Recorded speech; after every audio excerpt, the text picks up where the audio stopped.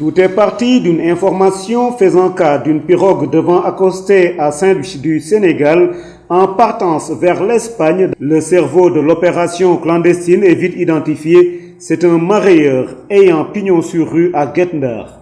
C'est ainsi qu'on a commencé par repérer le domicile du cerveau de l'affaire, qui se trouve être un mareyeur domicilié à Guet Ndar.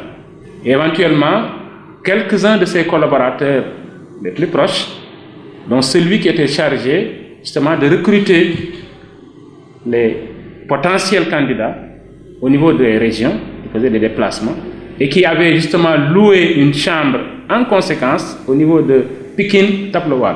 Le départ serait imminent et serait effectué dans la nuit du 17 justement juillet courant.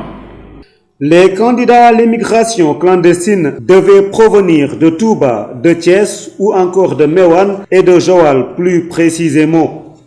Certains venaient de la région de Diourbel, particulièrement de la ville de sainte de Touba. D'autres venaient aussi de la région de Thiès et de la ville sainte de Tivaouane.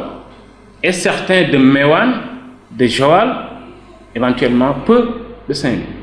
Ils ont tous reconnu qu'ils ont mis leur argent pour pouvoir voyager.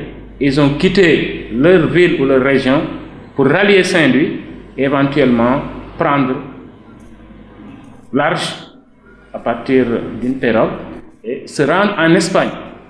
Certaines personnes ont dit avoir donné 400 000 francs pour le voyage.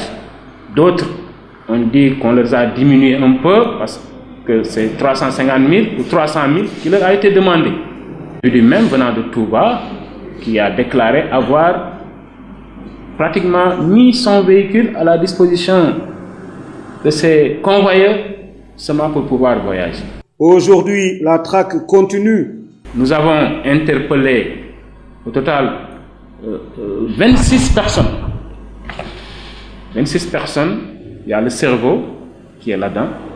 Et éventuellement, il y a 2 personnes qui font partie justement de l'équipage ou de l'équipe qui devait convoyer, qui sont recherchés.